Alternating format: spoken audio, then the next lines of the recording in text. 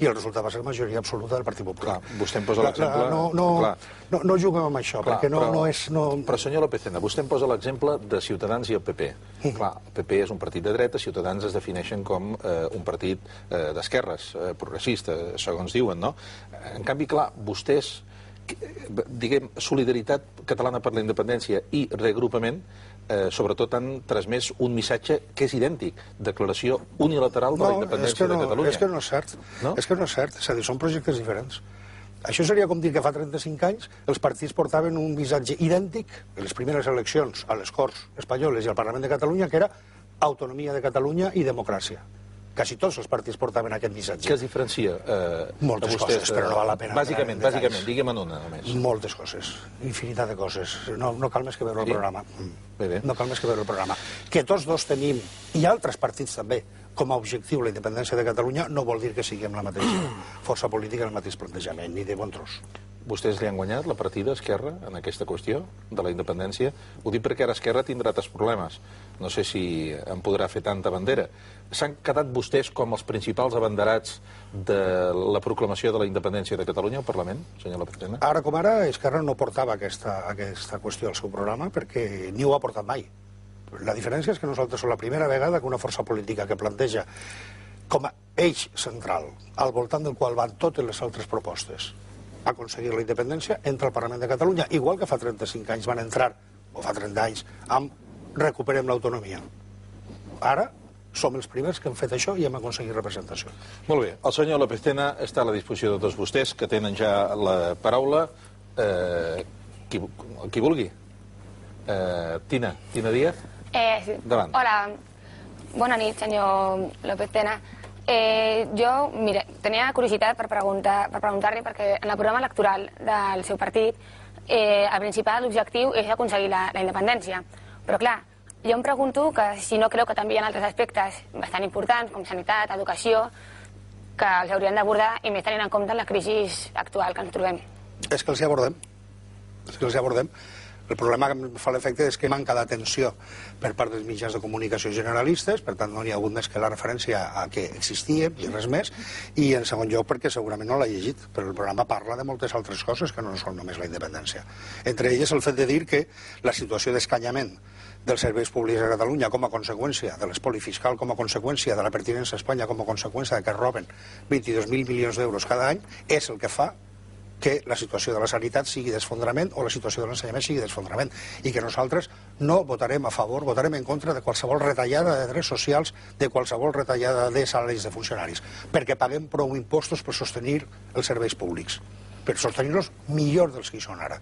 Es tracta de que qui defensa que s'ha d'estar dins d'Espanya vagi a Espanya i recuperi els diners que roben. Sí, arran del que diu la senyora Díaz, de manera vostè sap que els que no els hi volen bé a vostès diuen, escolti, els de Solidaritat, els del sí, no tenen més programa, perquè això dels programes ningú s'ho llegeix, vostè ho sap. S'ho llegeixen els que el fan, perquè no hi ha més remei, no? Però, vull dir, això té una molt poca repercussió a l'opinió pública. Diuen, esclar, ells parlen de la independència, però en canvi no hi ha programa econòmic, no hi ha programa social, no hi ha programa fiscal. Digui'm que no és així. No és així, simplement es tracta, el que passa és que aquí estem acostumats a que els partits polítics fan un programa, un cop són les eleccions ho guarden en un calaix i ja no se'n refereixen mai més. Vostès no? Nosaltres no, fem polítiques tal com es fan en els països de les democràcies, diguem-ne, normals. Per tant, el programa és el compromís amb l'electorat, que el llegeixin. Ara ja no n'hi ha problema, o sigui, ara ja poden sortir els mitjans de comunicació i això ara ja no cal que tots aquests mitjans facin silenci mediàtic, per tant que el llegeixin. Allà és on està. Qui serà el portaveu? Qui parlarà a la tribuna del Parlament? Ja ho farem, ja ho parlarem. No és prioritari. Segur que ho han parlat. No és prioritari aquesta qüestió. Són prioritàries moltes altres coses. Per tant, això ja ho determinarem quan toqui. Encara no me l'imagino, vostè, des de la tribuna del Parlament. Jo tampoc. Home, suposo que aprofitaran l'estirada mediàtica del senyor Laporta, no? Sempre i quan vagi tranquil el senyor Laporta, no? Ja veurem. Perquè, clar, això d'estar al grup mix, vostès i Ciutadans, imagini's, això és com una mica un galliner, no? No, per què? Home, dues forces que estan a les antípodes. Però... Per exemple, vostès s'hauran de repartir el temps, sí. Hauran de pactar, vostès i Ciutadans, el temps per la sessió de control del president de la Generalitat, entre altres coses, no? diguem, l'acord, vostè creu que serà fàcil? Sí, però a veure, tant els senyors de Ciutadans com nosaltres són persones civilitzades. Jo amb el senyor Rivera, a més, l'agraeixo molt que quan vaig rebre amenaces de mort en el seu moment, i ja li vaig fer saber en el seu dia, va ser Ciutadans qui va fer un comunicat de suport. És a dir, no ens enganyem amb això. I a banda una altra cosa, això solament és repartiment de temps. Què passa? Que no tindrem 10 minuts, sinó que tindrem 6 minuts un i 4 l'altre, o 5 i 5, o 6 i 4, vés a saber, doncs, segons el temps que tinguis, igual que ara, intervindràs d'una manera o d'una altra. Sí, escolti, hi ha gent que per un minut es baralla, ja ho sap. Però insisteixo que jo crec que són persones civilitzades i arribarem a una entesa sense cap problema. Entre altres coses, perquè no és el grup mixt, com el seu nom indica, és mixt, no és el mateix grup. Cadascú fa les seves polítiques, no s'ha de consensuar res en quant a continguts. L'única cosa que s'ha de fer són cosetes aquestes del temps. No cregui, perquè en matèria de qüestió de regeneració democràtica... Amb Ciutadans, sí. El programa de Ciutadans, tant l'actual com l'anterior, sí que és un programa en el qual estem propers. Pel que fa a la regeneració democràtica, pel que fa en acabar amb aquest sistema partitocràtic que pateix Catalunya. Canvi de la llei electoral, també. Per exemple. Canvi de la llei electoral. Si ara electoral. resultarà que vostès aquí... Ja ho diuen, que la política fa estranys companys de llit? No és estranys companys de llit, és que estem parlant d'aquells que estan ja aposentats, lògicament volen mantenir l'estatu quo com és. Aquells que som nous, som els que veiem el fet de que n'hi ha determinades coses que surgien canviar-les. I en aquesta línia treballarem. I en aquesta línia és molt possible que ens trobem amb determinats acords. Molt bé, Patrici Plaza. Bona nit, senyor López Bona nit. Tena. Crec que és una de les persones que em pot respondre un dels meus dubtes en quant a la independència. El tema de independència és un terme general, llavors jo tinc un dubte. Es proclama la independència, què fem amb totes les lleis? Perquè, clar, si d'un dia a un altre no, és un procés llarg, ha de ser un procés llarg perquè tenim lleis estatals, llei tributària, codi penal, estatut dels treballadors. Com adequem? Com es pot adequar aquesta llei? Hem de fer una llei pròpia, teòricament, de Catalunya. Què fem durant aquest temps? Estem sense lleis? Continuem copiant les de l'estat espanyol? Les mantenen vigents? I quin model hauríem de mirar que fos aplicable a Catalunya? A veure, és que jo crec que una de les coses que indica que ja anem cap a la independència és el fet de que la gent ja es fa preguntes concretes, com per exemple aquesta. Preguntes concretes. No independència com a somni, com a ideal, sinó com a projecte. I no només en el terme econòmic. Evidentment, en tots els temes. És a dir, en què afecta la independència? Afecta a tot. A tot, lògicament. Igual que la democràcia afecta a tot, igual que l'autonomia afecta a tot. Llavors, tenim 150 estats nous al món des dels últims 60 anys. Què se n'ha fet a tot arreu? I sempre és així. La creació d'un nou estat suposa que la legislació continua vigent mentre no es reforma. Però s'ha de reformar bé, s'ha de fer bé. Com en qualsevol cosa. Mentre no es reforma. Per exemple, miri, a Cuba es va independitzar d'Espanya el 1898. Doncs el Codi Civil espanyol, que era de 15 anys abans, va estar vigent fins als anys 60 del segle XX. Ara, a Israel encara n'hi ha vigents normes de l'època de l'Imperi Otomà o de l'època del mandat britànic. Això sempre és així. Per tant, tindríem les lleis espanyoles vigents mentre un Parlament de Catalunya anés modificant-les, substituint-les, creant unes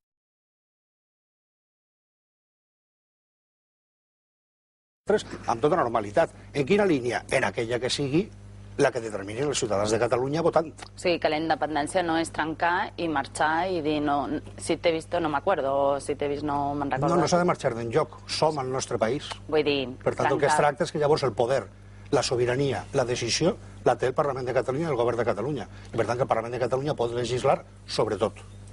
I del rei què en fem, senyor López Tena? Tornem al mateix. Del rei farem, si la majoria dels ciutadans de Catalunya vol mantenir vincles de tenir el mateix rei que el regne d'Espanya i compartir el rei amb els espanyols, com fan els anglesos amb les independències d'Austràlia, de Nova Zelanda, de Canadà, en la cap d'estat és la reina d'Anglaterra. Si els catalans així ho volen i si els espanyols així ho volen, tindríem una monarquia amb un rei compartit amb un altre país. I si no volem compartir? Si no volen compartir, o els espanyols no volen compartir-lo, llavors serem una república. Tan senzill com això? Sí, tan senzill com això. Qui diria, no, nomenarem un altre rei aquí. No. Estranyament hi hauria... No em sembla que a Catalunya n'hi hagi una voluntat d'establir una monarquia amb una nova dinastia. No em sembla, no? Em sembla, senyor Puigdemont, que d'això no té gaire demanda. D'acord. Senyor Torres. Sí, bona nit, senyor Alfons, i felicitar-lo per l'entrada en el Parlament com a nova força política. Miri, la pagesia catalana té un repte a mig termini que és decisori, que és la nova política agrària comunitària que en aquests moments ja es comença a discutir i a debatre en el si de la Unió Europea. És obvi que vostès han fet una campanya electoral i en el seu missatge subliminal hi ha com a objectiu final assolir la independència d'aquest país, però el col·lectiu pagès, que ja sap que és molt pragmàtic i va per feina, el que li planteja i el que li posa sobre la taula és la política agrària defineix el futur de les polítiques que es desplegaran a les regions i als estats. Pràcticament la fitxa financera que es disposa per fer política agrària és aquesta, és la que ens ve del programa de desenvolupament rural. Ja fa anys que tenim pràcticament administració única, per tant que la Generalitat exerceix no la sobirania, però pràcticament decideix a on i de quina manera s'inverteixen aquests recursos, però malgrat tot la pagesia segueix sent a la cua dels sectors econòmics d'aquest país. És un sector que representa l'1,5% d'ocupats d'aquest país, però en canvi gestiona el 75% d'aquest territori i és el gran oblidat, almenys per nosaltres, dels sectors socials de casa nostra.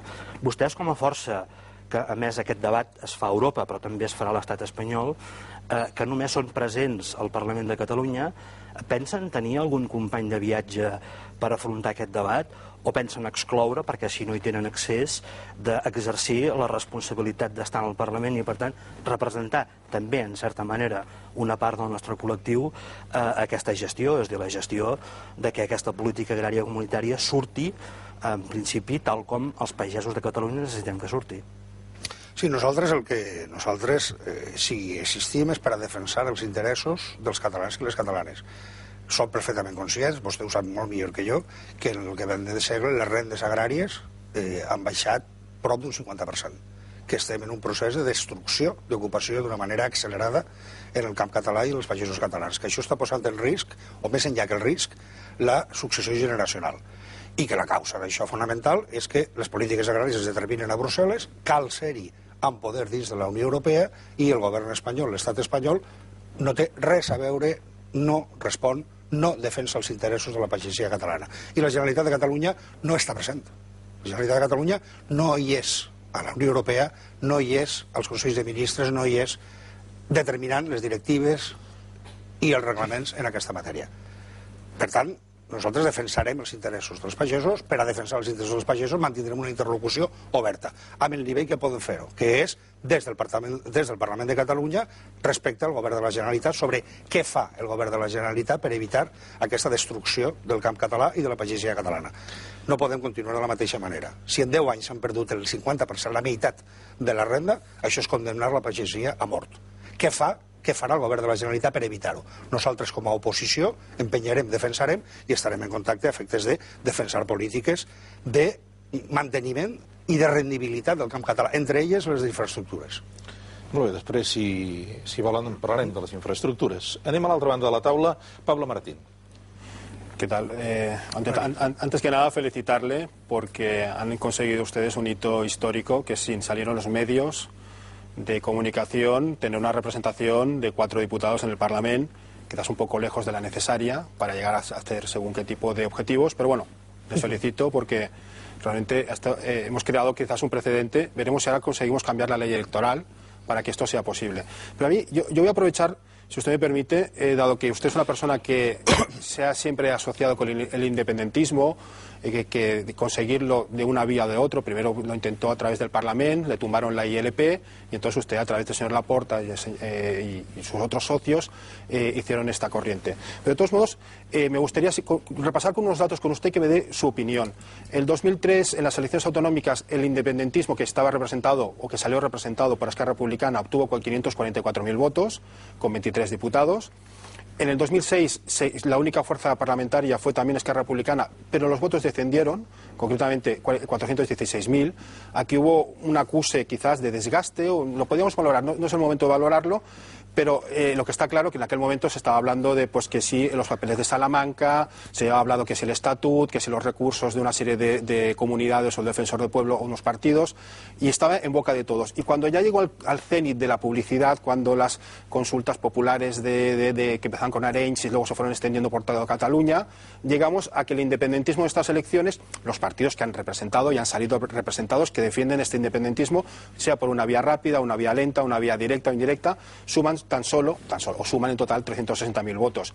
Son 184.000 votos con relación al 2003, cuando podíamos decir que arrancó ese movimiento, ya llevaba desde hacía años, ¿no?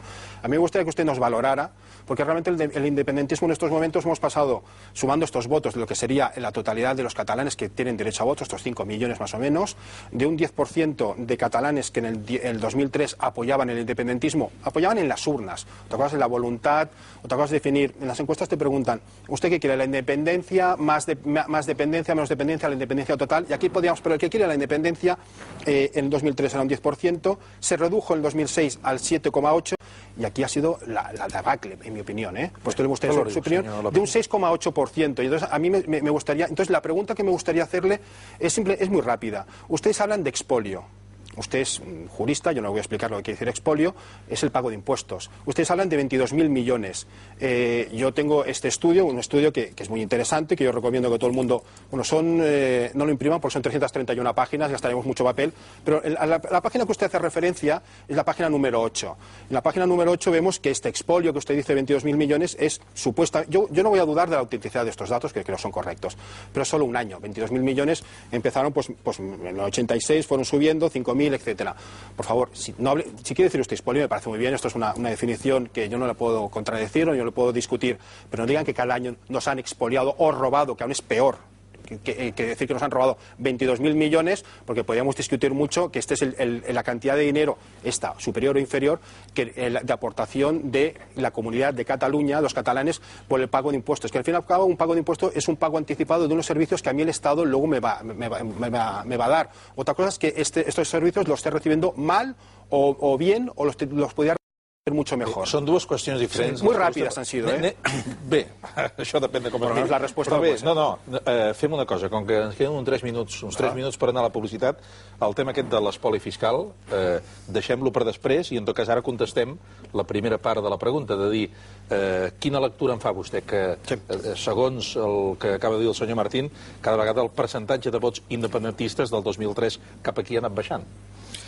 No, jo crec que és una mala lectura, per una raó, perquè són dues coses diferents. Una cosa és un projecte com el de la independència, en el qual hi ha partidaris de la independència de Catalunya entre els votants del Partit Popular, aproximadament un 10%, segons totes les enquestes fa anys, entre els votants de tots els partits. I una altra cosa és el suport a una força política concreta, i ahir ja depèn de molts factors diferents. Si Esquerra Republicana de Catalunya ha baixat en les eleccions anteriors és com a conseqüència de les polítiques que ha fet Esquerra Republicana de Catalunya, no pel fet de que hi hagi més o menys suport a la independencia de Cataluña. Yo donde voy es a lo siguiente. Yo estoy de acuerdo con usted que incluso en los abstencionistas, que hay siempre 2 millones de personas, pueden haber muchísimos votos que votarían a favor de esta independencia. Yo estoy de acuerdo con usted. Pero las consultas populares que se han hecho en muchas localidades en Cataluña, bueno, yo no voy a ir a buscar la excepción de un 5% en Tarragona, que es representativo, pero en el mejor de los casos estamos hablando de a lo mejor un 15 o un 20% de gente que estamos hablando que podían votar menores de edad, que su voto no seria válido. Això és una tercera pregunta, si vol. Sí, no, però és que el senyor Martín té aquesta estranya habilitat que ja ens agrada, ¿no? De que en una mateixa pregunta... Que la independencia en Cataluña no representa la totalidad y que ustedes se han apropiado de Cataluña como un Estado o un país cuando nosotros no creemos que lo sea, pero es que una mayoría no lo cree, es que estamos hablando de un 80 o un 90%. Anem a la tercera, a la quarta, amb les sevillanes o a quina anem? Anem a publicitat i després per ordre contestem les preguntes del senyor Pablo Martín i la de la resta de convidats que encara no han preguntat. Uns minuts per la publicitat, tornem de seguida amb Alfons López Tena. Fins ara. Mentre hi havia la publicitat, el debat continuava, per tant, reprenem-lo, senyor López Tena, Alfons López Tena, que era el candidat número 2 de Solidaritat Catalana per la Independència i que amb els 4 diputats, per tant, entrarà al Parlament aquest mateix mes. El senyor Pablo Martín li formulava diferents preguntes, jo li pregaré que sigui breu a la mesura del possible perquè tothom acabi de preguntar. Primer, sobre la baixada de percentatge de vots d'Esquerra Republicana de Catalunya. Bé, Per tant, havia quedat contestat a la pregunta o vol afegir alguna cosa? Jo crec que sí, posaria un exemple. Quan en els anys 70 governava la democràcia cristiana a Itàlia i continuava tenint el suport dels ciutadans, simultàniament es feien referèndums dels quals la democràcia cristiana demanava el no, com per exemple la despenalització de l'avortament o l'establiment del divorci. I els mateixos ciutadans que votaven sí a reconèixer el divorci, sí a despenalitzar l'avortament, en les eleccions votaven per la democràcia cristiana, que estava en contra de les dues mesures. No confonguem decisions concretes, puntuals, generals, amb suport a partits concrets. El senyor Martín, això de l'espoli fiscal, com a terme, ja ha vist que no li agradava gens. Bé, doncs això vol dir el següent, això és un concepte molt clar. Els ciutadans, les empreses, els treballadors, tothom paga impostos. Amb aquests impostos arriben a les administracions públiques i aquestes administracions públiques fan despesa pública amb els impostos que han rebut. La diferència entre el que els catalans, les empreses, els ciutadans paguem en impostos i la despesa pública que fa l'Estat a Catalunya són 22.000 milions d'euros. És el 10% del PIB. És el cas més alt del món. I això sostingut i mantingut en els últims anys. En els anys anteriors, evidentment, el PIB era més baix i, com a conseqüència, l'import també era més baix. Però el percentatge sí que ha estat al voltant del 8, 9, 10% en els últims anys. 22.000 millones cada año porque parece que esto sea desde tal com los està, Reyes Católicos. Sí, tal com està. I això s'anomena espoli, perquè és una política deliberada, és una política deliberada d'exclusió, de marginació i de destrucció de Catalunya. I això nosaltres li anomenem robatori. A vostè no li agrada. Nosaltres diem, Espanya ens roba. Espanya ens roba. Es una mala gestión, si usted me lo quiere plantear así, és un robatori. És una política deliberada de destrucció de Catalunya. Per tant, això s'anomena robatori. Vostè no està d'acord? És el que nosaltres defensem. I molts també així ho defensen. S'apropien vostès de la Catalunya nació, estat, independentisme? En quant a la qüestió d'apropiació en absolut. Aquí n'hi ha diverses propostes, totes són igual de legítimes, totes són igual de catalanes, i per tant, cadascú defensa les seves propostes. Llavors, el dir s'apropien, no, escolti, nosaltres fem unes propostes determinades, ens sometem al vot dels ciutadans, igual que ara en un període electoral, fora d'ell, en tota l'activitat cívica, política, social, etc etc. Cadascú defensa les seves coses, totes són igual de legítimes i en democràcia els ciutadans trien i donen suport o no. Molt bé. I encara ens oblidem d'una cosa que vostè pregunta. L'última, que feia referència a... Pues ahora me has pillado. Clar, em fa tantes de preguntes. Me he dejado algunas por el camino. No es preocupi, en el pròxim torn. A veure, un dels estudiants que ens acompanya, Manel Ferrer, com vulgui. Hola, bona nit. Primer, tot felicitar-lo pels resultats que ha tingut el seu partit. Gràcies. Jo volia comentar-li que imaginem que haguessin aconseguit el major nombre de parlamentaris i passar una espècie amb la presidència de Catalunya. Com es veu desenvolupat el procés d'independència al qual fèieu esment al vostre programa? No, llavors el que, o bé sols, o bé en coalició amb altres forces polítiques, ara com ara no es dona aquesta situació, haurien constituït un govern de transició cap a la independència. Un govern en el qual la prioritat, en tots els sentits, pressupostària, organitzativa, hagués estat preparar la independència. Gestionar bé, governar bé, aconseguir una majoria social que doni suport al projecte d'independència des del govern i obtenir els suports internacionals necessaris i la culminació, la declaració d'independència, com s'ha fet en els altres països que han assolit la independència en un context, en un estat democràtic. Exactament igual. De fet, vostè, senyor López, ha anunciat que pensen presentar això que en diuen una declaració independentista. Quan diuen això, volen dir la declaració unilateral d'independència de Catalunya, sotmetre la votació al Parlament? Volen dir això? Volem dir el fet que no està establert quin és el mecanisme, quin és el procediment, cosa que existeix, per exemple, al Canadà, amb la llei de claredat, que es va aprovar l'any 98. Llavors, el que nosaltres presentarem al Parlament de Catalunya serà la llei, no la declaració. Aquí no estem parlant de qüestions romàntiques de sortir al balcó un dia i dir-ho i prou. El que estem parlant és d'un procés que culmina amb una declaració. Però això ho poden fer des del grup mixt? I aquest procés és el que presentarem, la llei, que reguli com s'arriba a la independència de Catalunya, evidentment tenint una majoria per poder arribar-hi. En principi és una llei de procediment, no estem parlant d'una llei de declaració. Però ho poden fer des del grup mixt, vostès? Sí, això ho poden fer. Ho poden fer. Ho poden fer amb diversos mecanismes que existeixen. I això quan serà? Això serà en el moment en el qual sigui més adient. Bé, no em faci ensenyar cartes abans d'hora. Entre altres coses perquè el ball l'obri una força política minoritària, que és Convergència i Unió, i per tant un cop obri el ball ja veurem en quin moment i de quina manera. Però estem parlant de la llei de determinació, les regles del joc, de determinació de regles del joc. Per tant, en principi no tindria que haver-ne cap problema amb cap força política, perquè no estem fent la decisió, sinó quin és el procés i la manera de prendre aquella decisió. Però quan vostè diu, quan sigui el moment adient, que és una forma de no mullar-se, una forma de respondre políticament a la qüestió, el moment adient serà quan vostès vegin que, com a mínim, el 51% dels diputats al Parlament de Catalunya, a banda del procediment, podrien votar que sí, això? És aquest el moment adient? No necessàriament, perquè insisteixo que no es tracta de la declaració com a tal, sinó de com es fa, de quina és la regla del joc per fer això.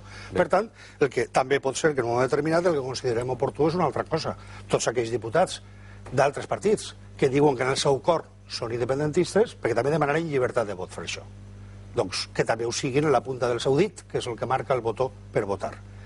Perquè estem parlant de polítics, estem parlant de gent que viu dels pressupostos públics i que ha estat elegit pels ciutadans per a fer polítiques. Per tant, que ensenyin exactament si volen o no volen establir quines són les regles del joc per arribar a la independència, si la majoria dels ciutadans de Catalunya volen la independència, o en el cas que no la vulguin, per a no fer-la. Però hi ha disciplina de partit, vostè ho sap. Per això demanarem la llibertat de vot.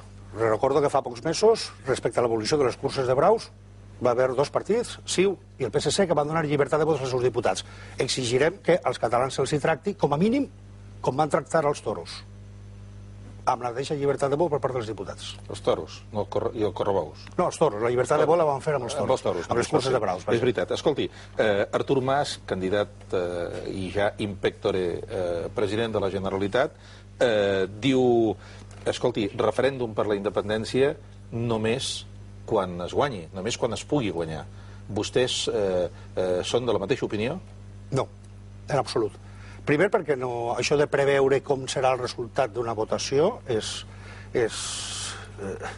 no té sentit. Mas ho argumenta en el sentit de que no es pot dividir el país al 50%. Bé, també està dividit el país en moltes altres qüestions. És a dir, a veure, això és una democràcia. Que hi hagi diverses posicions i diverses opinions no és dividir. També n'hi ha gent que està a favor de la despenalització de l'avortament i gent que està en contra, o del matrimoni gay, o de les 50.000 polítiques concretes. Això no és dividir. Ara s'ha dividit el país perquè hi havia unes eleccions. És clar, això són els arguments de la dictadura de Franco, que és no dividir, per tant que no n'hi hagi partits, perquè han d'estar units.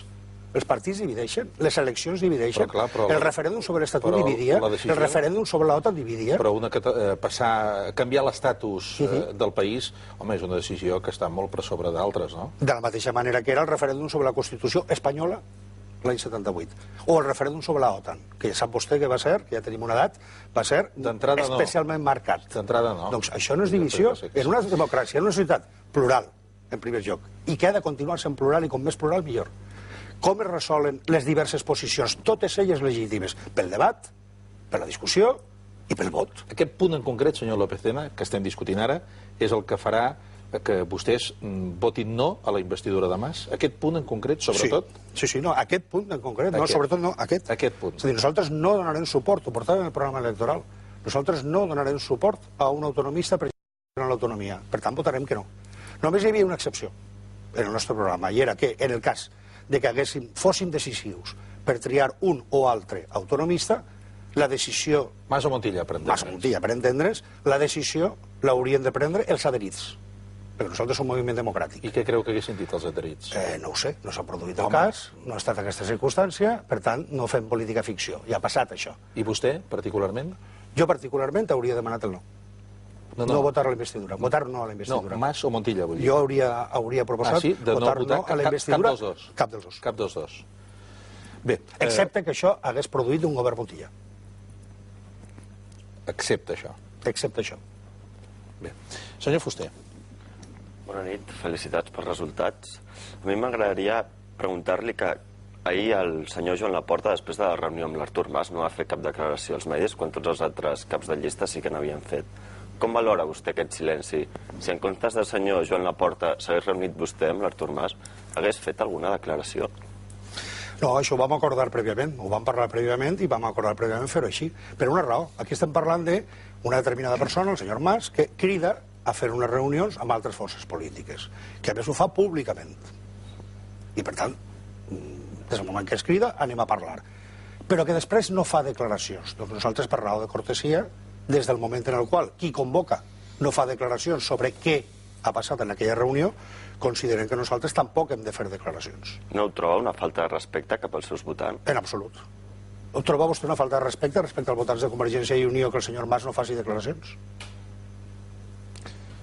Home, sí que n'ha fet de declaracions del senyor Després de les reunions, no? Després no. No, parlem de després de les reunions. Però ahir va haver una roda de premsa. Ahir divendres, al matí, va haver una roda de premsa. Això és una altra cosa. El que estic dient és que cada vegada que el senyor Mas es reunís amb el senyor Rivera o Herrera o Sánchez Camacho o Laporta o Puigcercós, ell no fa declaracions. Això es considera una falta de respecte als seus votants? Si és així, és ell el que està faltant el respecte als seus votants des de fa una setmana. Si no és així, sobretot perquè no ens oblidem d'una cosa, és ell qui convoca. Per tant, és ell qui planteja els temes. Per tant, nosaltres no tenim per què dir que s'ha parlat en una reunió en la qual aquell que l'ha convocada no fa pública quina és la seva posició que se n'ha parlat allà. Però vaja, això no serà una constant, diguem-ne, en l'actuació del senyor Laporta. En absolut, això és una qüestió acordada perquè, insisteixo, és el senyor Mas i Ciu qui ha pres aquesta iniciativa de convocar. Per tant, són ells els que haurien de fer. Si s'acorda, fem declaracions, cap problema, cadascú fa les seves declaracions. Pactem un comunicat conjunt, cap problema, es fa un comunicat conjunt. Hi ha moltes maneres de fer aquestes coses, però hem vist que en la pràctica el senyor Mas no fa declaracions, i en canvi els altres han sortit i que les fan. Això és el que em sembla no correcte. Clar, i és bo tenir un diputat, un líder del partit que ha de tenir una doble actuació, com a polític per un costat i per altra banda solucionant tots els embolics o presumptes embolics que deriven de la seva presidència al Barça, no? Això no té res a veure. No té res a veure per una raó, perquè una qüestió és la de la liquidació dels temes pendents que pugui haver en el Barça, igual que altres tenim altres temes pendents en altres coses, i una altra cosa és l'activitat nova com a conseqüència de la formació d'un partit. Passa que, clar, la pressió que rep el senyor Laporta per qüestions del Barça que tenen una àmplia difusió a l'opinió pública no és la mateixa que pot tenir un altre candidat que tingui algun altre tipus. Suposo que a l'hora de fer declaracions deu ser... No, esperi vostè, perquè aquí com que hi haurà per part de determinats grups, cosa, en fi, normal, una voluntat deliberada de destrucció personal, això fins ara s'ha centrat el senyor Laporta, però el més probable, també n'hem rebut els altres, i per tant el més probable és que també rebem una allau de desqualificacions, insults, injúries, mentides, calúmnies, esperi que ja començarà. Respecte a mi, per exemple, o respecte a algun altre. Sí? Sí, no pateixi. Home, la injúria, la calúmnia i la mentida és molt fàcil de fer. Per tant, ja per digital ja es va veient, des del mes de juliol, com a mínim, ja es va veient. Per tant, ja se sap per on va la cosa. I sobretot que una cosa, és a dir, això no és un moviment personal, no és un partit personal. Això és una força política sòlida i seriosa. La prova és que en 4 mesos hem aconseguit tenir representació. Aquí n'hi ha molta gent, molts sectors diferents, és una coalició de diversos partits, entre ells el SAN, o el Partit República Català, o els Verds Alternativa Verda, i per tant això no és la plataforma del senyor Laporta, com una vegada es diu. Llavors que es digui la plataforma del senyor Mas, o la plataforma de la senyora Sánchez Camacho. Però sense Laporta al capdavant, vostès haguessin aconseguit 4 diputats. I sense Mas al capdavant hauria aconsegut 5 els diputats que ha tingut. I sense Puigcercós al davant no fem política ficció. En qualsevol cas, apliquem les mateixes regles a tothom. En quant a declaracions, i sense Pujol hauria existit sí, però no se sap. Sense Duran, què passaria amb Unió? Vostè ho apuntava fa un moment, vostès són una coalició de 5 partits, correcte, de 5 forces polítiques. El camí lògic serà ser un sol partit? No. A la curta o a la llarga o no? No, el camí lògic serà en alguna d'aquestes determinades forces polítiques que es formin un sol partit, perquè ara com ara no érem una coalició, i d'altres que tenen una entitat pròpia, una solidesa pròpia i una trajectòria pròpia, no es demana en absolut que hi hagi una fusió, en absolut. El que sí que hi haurà, previsiblement, és algun dels partits petits que es refongui. Quan dic els partits petits vull dir aquells que no tenen un funcionament, diguem-ne, real en els últims anys. Perquè per altra banda, nosaltres ho hem fet per primera vegada també a Catalunya en les eleccions al Parlament, perquè les municipals, les CUP, ho fan, cosa que em sembla perfecta i que justament ens hem inspirat en això, la elecció dels candidats de tots ells per primàries. Tots els adherits s'hi podien presentar, tots els adherits podien votar i el lloc a la llista determina la votació després d'un debat, després d'una deliberació, després del que en una democràcia s'ha de fer. No ha dit. Per tant, no és una qüestió de... La fusió no és necessària des del moment en el qual n'hi ha una elecció de candidats democràticament. Senyor Villarà. Sí, bona nit, senyor López Tena. M'alegra que esmenti temes com la regeneració democràtica, com la partitocràcia com a concepte, i que parli també de la llibertat de vot dels diputats. perquè hi ha temes fonamentals de la qualitat del nostre sistema polític que no surten en el debat electoral. Un d'ells, el sistema electoral, per exemple. Deixant de banda ara el per què Catalunya és l'única comunitat autònoma sense llei electoral, m'agradaria que es pronunciés en nom de Solidaritat sobre la conveniència d'escollir la meitat dels diputats per districtes uninominals, o sigui, un per cada districte, tal com recomanen els estudis encarregats pel Parlament fins ara. I en cas d'estar-hi d'acord, es comprometés a actuacions parlamentàries concretes el més aviat possible. Bé, moltes gràcies. A veure, sí, efectivament, el que passa és que com hem estat exclosos del debat electoral, això ho portem al programa. I ho portem al programa d'una manera molt més àmplia que això. El problema és treure el poder de designar a dit des de les cúpules dels partits qui són els que van a les llistes. Es pot fer una llei que digui, per altra banda, no es pot fer a Catalunya, els partits depenen de la legislació espanyola, la llei de partidos, però clar, la llei de partidos es va dedicar a una altra cosa, no a que els partits tinguin una organització realment democràtica dintre, que no la tenen. Forma d'evitar això, que l'elecció sigui, nosaltres internament, fer primàries, que ningú degui la seva posició a la llista una designació a dit des de dalt. Perquè allò promou que els més grisos, els més obedients, els més no podria... lleials o fidels al líder, no? I els que no, pues aplica allò de guerra del que se mueve no sale la foto. Però vostè creu que això algun dia canviarà? Això canvia sobre la base de mecanismes de control, com és ara aquest. Llavors el que portem és que l'elecció sigui en districtes uninominals. 50%? No, la totalitat. El 100%? La totalitat. Sistema... La totalitat. La totalitat d'elecció. Una altra cosa és la complexitat de cara que, com que la Constitució espanyola obliga que el sistema sigui proporcional, llavors has de fer un sistema, diguem-ne, com l'alemany. No sé si és massa complicat per entrar en aquestes coses. O sigui, això suposa que que els diputats que trien els ciutadans són diputats que coneixen d'una manera directa, que controlen d'una manera directa, que no necessiten grans quantitats de diners per fer campanya, perquè els que estan elegint d'aquests, i no hi ha diputats, també regidors, els ajuntaments, i també una de les qüestions que hem de plantejar i que plantejarem és que els consells comarcals i les diputacions siguin també elegides pel sufragi universal dels ciutadans, que no siguin opaques d'elecció de segon grau per la qual ningú pot ni cessar ni nomenar qui són els que governen una diputació o un consell comarcal. Llavors, efectes concrets de les eleccions... Ara, una altra cosa, perdoni una cosa. Això difícilment ho acceptaran els partits als quals ja els hi va bé aquest sistema. Ha dit vostè que no hi ha llei electoral a Catalunya. Sí que hi ha, per això no l'han canviada, perquè ja els hi va bé. Els hi dona tot el poder a una cúpula que després s'hi va renovant per cooptació i per designació, sense cap mena de control democràtic, ni intern en el partit ni extern per part dels ciutadans.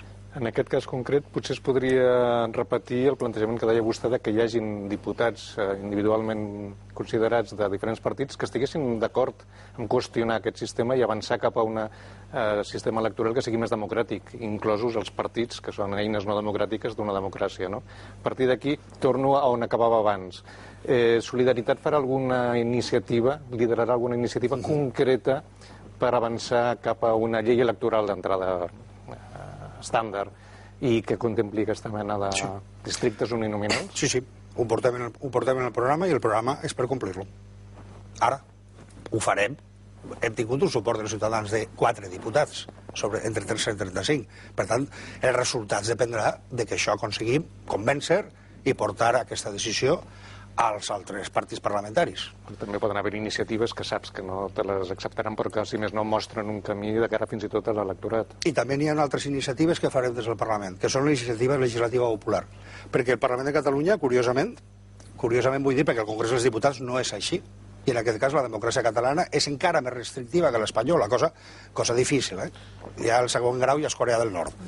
Doncs els diputats individualment no poden presentar proposicions de llei o mocions, cosa que el Parlament britànic, americà, francès, anem enumerant, espanyol, sí que poden fer. De manera que ens trobem amb persones que tenen la legitimitat d'haver estat votat pels ciutadans i en canvi no poden fer de parlamentaris. Molt bé, està la iniciativa legislativa popular. Nosaltres anem al Parlament per aportar la veu del carrer. Està clar. Senyor Monforte, Cristian Monforte. Bé, bona nit, senyor López Tena. A veure, jo estic escoltant tota la nit independència, independència, independència, més independència, val. Ah, sí? Doncs fa molta estona que no ha sortit aquesta paraula. No, doncs sí, jo l'estic escoltant bastant, si no almenys la intueixo, però jo vull preguntar-me una cosa. Vostè Si vostè és membre d'una família i és una família pobra, com el 20 i pico % d'aquest país, vostè pot muntar una empresa? Sí o no? És simple. No entenc. Si la seva família és pobra, pot muntar una empresa? Sí, i tant que pot muntar una empresa. Tindrà totes les dificultats del món per fer-lo, perquè com la immensa majoria de les empreses es munten a crèdit. Sí, i tota la seva família està a l'atur i no cobren cap prestació, traient diners d'on no hi són, no?, per fer l'empresa, no? Depèn del capital que faci falta per muntar l'empresa. Les empreses dels últims anys han començat en els països en els quals sí que efectivament hi ha llibertat d'innovació i el que n'hi ha un clima favorable a la creació d'empreses, comencen amb els garatges, en els garatges. Com ara va ser, com va començar YouTube? No. Com va començar YouTube? Sí, a veure, em permeteu un moment. Com va començar Senyor López Tena, em permeteu un moment, com que no sabem ben bé això on ens porta, deixem-ho per després de la publicitat, tindrem més temps, els dos. D'acord? Tornem de seguida, fins ara.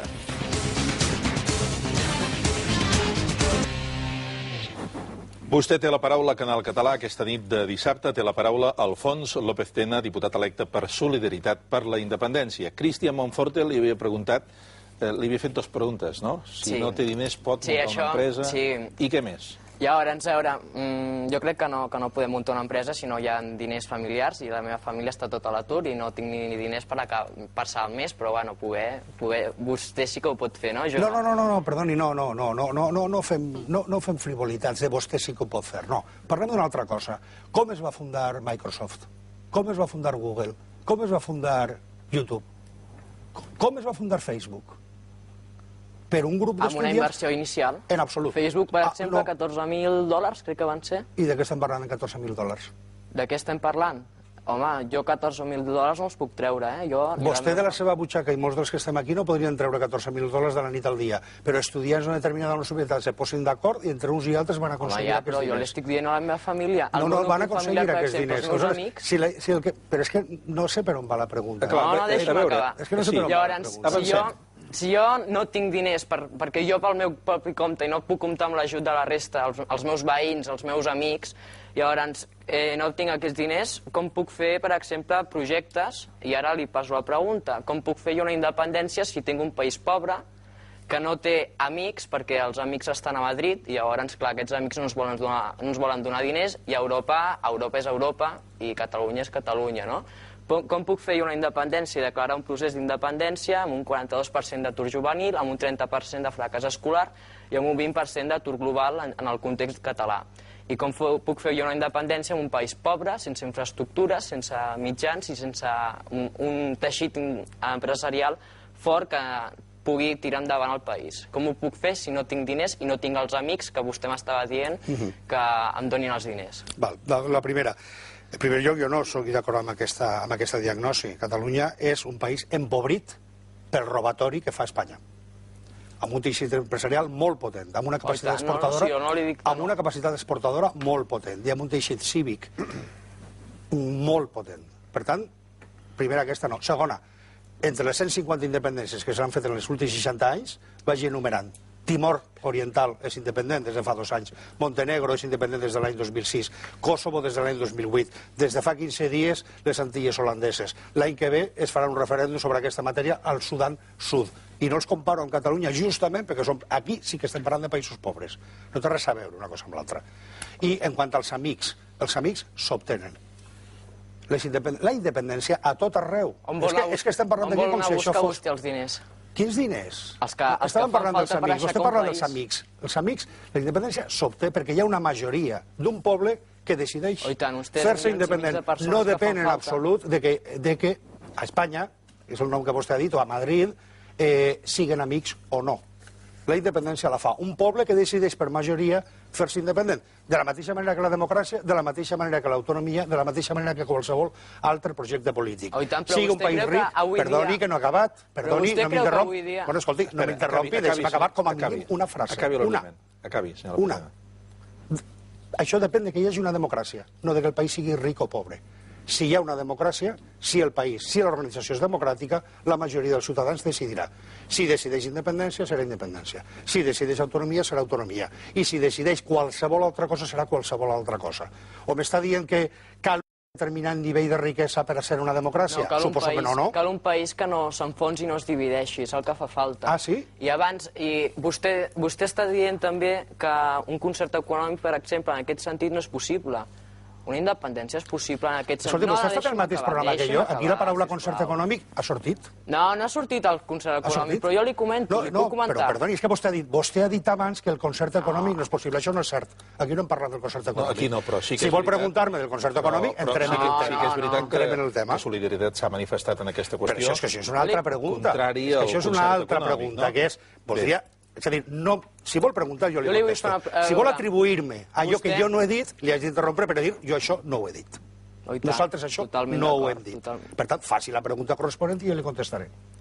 Llavors la pregunta que venia és, no és més lògic fer primer tindre una sobirania econòmica per passar una sobirania política i tindre un estat ple de dret i dintre del marc europeu a un país que a sobre sigui ric i ja tingui... O sigui, ric en el sentit que tinguem un país preparat per aquest procés d'independència. No és més lògic fer les coses a poc, diguem-ne? Sobirania econòmica i sobirania política és el mateix concepte. Sobirania vol dir que ets independent i que les decisions les prenen en un país determinat les autoritats públiques d'aquest país elegides democràticament. Això és el que significa sobirania. Per matèries econòmiques, per matèries socials, per matèries polítiques i per totes i cadascuna de les decisions. Això és el que implica sobirania. Per tant, si el que em diu és millor estar dintre de l'estat espanyol en lloc de la independència, la meva resposta és no, és millor la independència. A Espanya no hi ha ningú que vulgui perdre la seva independència i que Espanya deixi de ser independent. Intentem fer una ronda tota la taula, si li sembla. Per tant, jo sí que us pregaria per fer-la possible preguntes breus, respostes breus. Señor Martín, confío en usted. Bueno, me gustaría antes de la ronda, luego si acaso empieza la ronda, matizar un dato que le ha aportado, y que estamos hablando de empresa, que es el tejido industrial es quizás la base de cualquier economía, de servicios, industrial y demás. La realidad en estos momentos es que la industria catalana está facturando 150.000 millones. Esto se podría dividir en partes casi iguales. La crisis ha potenciado la exportación, una simple necesidad. O vendes fuera o no vendes en ningún sitio, y en estos momentos esta parte es igual. Se vende lo mismo en España, sin contar Cataluña, solo en Cataluña se exporta en total 50.000 millones. La reacción en este caso de esta independencia unilateral que ustedes parece que plantean conllevaría previsiblemente que España la reacción sería negativa. Tengamos en cuenta que nosotros además compramos 25.000 millones, dependemos también de este intercambio económico. No sé cómo reaccionaría Europa, pero está claro que esta independencia de entrada empobrece. Me gustaría hacer, antes de la ronda, una pregunta muy rápida. Hemos visto un tripartito en 2 legislaturas que ha estado poniendo, en mi opinión, palos a las ruedas de las empresas catalanas. Facturas en catalán, nivel C para los pregunta, señor Martín. El pan tumacat, la última del pan tumacat para tener una 4 preguntas en una sola es una ¿Ustedes mica también van a complicat, poner todos estos problemas en el caso de que puedan colaborar en los gobiernos de CiU? ¿Van a poner ustedes tantos palos a las ruedas de las empresas catalanas para exportar, para producir? Bé, queda clar. Primer, reacció espanyola, reacció europea a un procés d'independència de Catalunya, que és el que preguntava primer el senyor Martín. Bueno, com vostè sap, ja no es poden establir barreres comercials i arancels. Hablo de reacción de ciudadanos. Espanya no pot... Però no, per si referia per ahí. Això no es pot fer. Jo hablo de la reacción per tant, Espanya no pot fer barreres comercials respecte als productes de la Xina. I la Xina té la desgràcia de que mai està fora d'Espanya. No pot. Europa. No. Espanya, he dit... No, yo hablo a nivel europeo. No, jo parlo d'Espanya. Espanya... Es una realidad Europa a nivel económico. Miri, continuï vostè i quan acabi... No, yo siempre es que me gustaría la respuesta desde el punto de vista... Senyor Martín, em deixa acabar una sola frase. Li prego que no l'interrompeixi perquè acabi l'argument i pugui preguntar a la resta de la taula. Una frase. Digui, breument, també, senyor Martín. I és...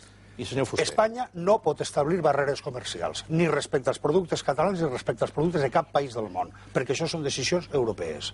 I, per tant, no hi ha un bloqueig per part d'Espanya. Primera qüestió. Segona qüestió. La reacció per part de boicots populars que es puguin fer... Elecció libre. La reacció lliure de fer boicots populars, de no comprar productes perquè són catalans, ja miri el que està dient, És l'únic país del món que boicoteja els productes per ser catalans. Espanya.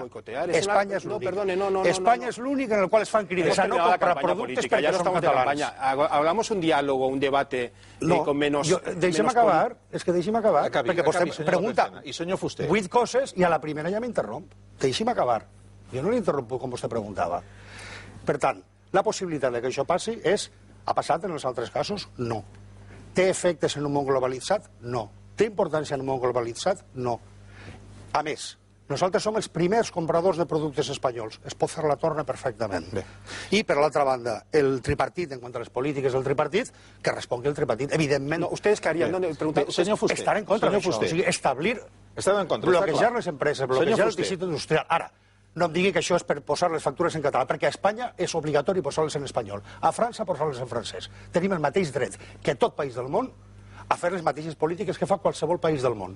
O és un bloqueig per les empreses multinacionals que hagin de fer les factures, que hagin de fer les...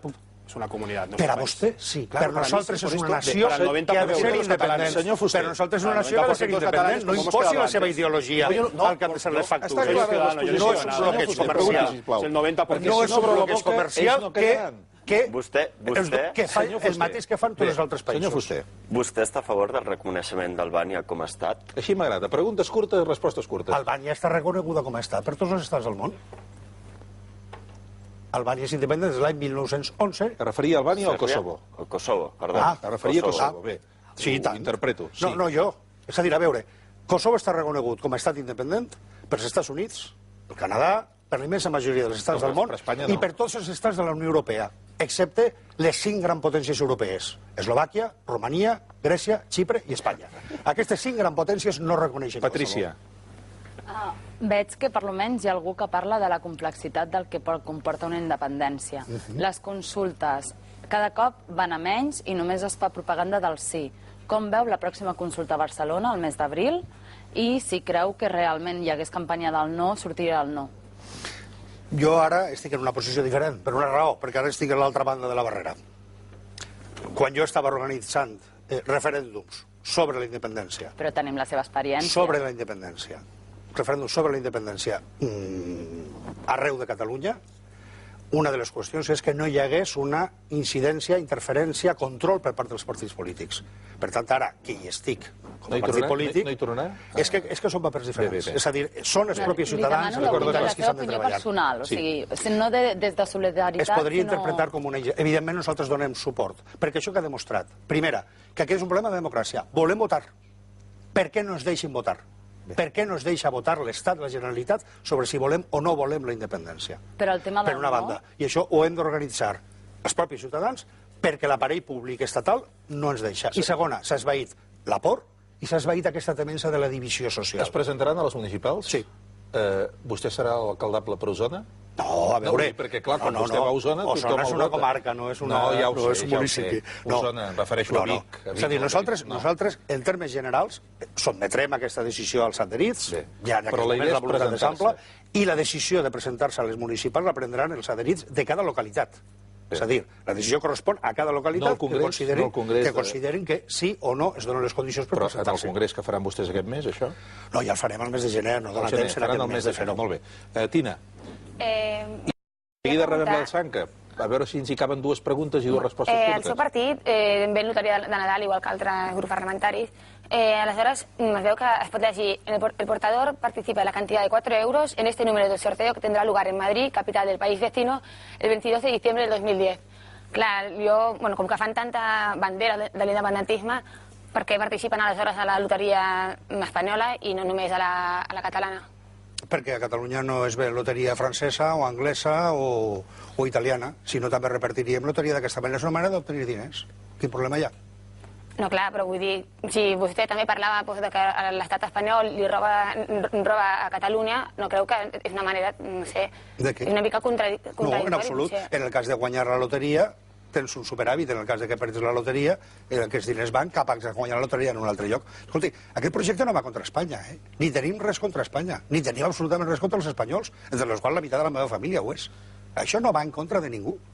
El que es tracta és que cadascú mani a casa seva. Senyor Torres, molt breument, si us plau. Ahir, companys meus de la Unió de Pagesos denunciaven una gran cadena de distribució per abús de domini i per exercir una cosa que es diu col·lusió tàcita, que és pressió a la compra i, per tant, enfonsada de preus. L'autoritat competent és l'Agència Catalana de Consum, per un costat, per exercir el control de l'etiquetatge i tot plegat, i l'altre és el Tribunal de la Competència. Això ja tenim plena capacitat d'exercir aquesta gestió i aquest element de control d'aquesta crisi de preus que patim la pagesia. Clar, a part de fer tot això, des del Parlament vostè treballarà perquè això es compleixi? Sí. Com? Sí, i tant, en contacte amb el sector. El que no farem en aquestes matèries és fer iniciatives en les quals el sector, és a dir, aquelles persones o organitzacions representatives, no s'hi senten, no estiguin d'acord. Això vol dir atacar el gran capital de la distribució, que moltes vegades també és català i que estarà en contra. Sí. És a dir, nosaltres anem a defensar els interessos del poble. Nosaltres vam fer públic fa 2 dies, cosa que, com que encara estem en aquest període, diguem-ne, de silenci mediàtic, es va recollir només a Girona i no enlloc més, en els quals el que ha fet el govern de la Generalitat ara sortint, després de les eleccions, és donar a Endesa una subvenció amb el mateix import que va ser la multa que li va imposar per les nevades, i amb un argument absolutament contrari al que deia quan li va imposar la multa de les nevades. És a dir, li ha regalat els diners dels ciutadans per anul·lar la multa que li van posar de 60 milions d'euros. Això ho hem dit nosaltres. Una de les últimes decisions del govern tripartit. Els governs quan surten és el moment, això en general a tot el planeta Terra, vigilin què fa un govern des del moment en el qual ja ha perdut les eleccions, va a sortir del govern mentre que no arriba el següent. És el període de totes les malvestats, tots els tripijocs. Tripijocs no n'hi haurà ara, però sí que hi haurà preguntes més personals, preguntes que tindran un altre accent, i aquest accent cada setmana li posa l'Alçang, que el deixo amb ella. Moltes gràcies. Hola, molt bona nit. Benvinguda. Bona nit. Què tal? Hola. Què tal, com estem? Jo, és que després d'il·lustríssim, excel·lentíssim, no sé ara dir-li Alfons, López Tena... Alfons. Home, Alfons per una banda i sempre López Tena des de petit per una raó. De vegades em diuen Tena, perquè clar, López, com em deia mon pare, los que nos llamamos López nos lo tenemos que ganar todo a pulso. O sigui, era el Tena, no? I per tant, ja des de petit, o bé deien López Tena o bé deien Tena, perquè López hi ha molts. Clar, però jo des d'aquí els he de dir a tots ara vostè i senyor López Tena. Com vostè vulgui. Bueno, no sé. O com tu veure vulguis, si cap problema. Molt bé, perfecte. Arribarem a aquest moment d'escola, espero, perquè tenim poc de temps. En principi, m'agradaria saber el seu estat civil, és?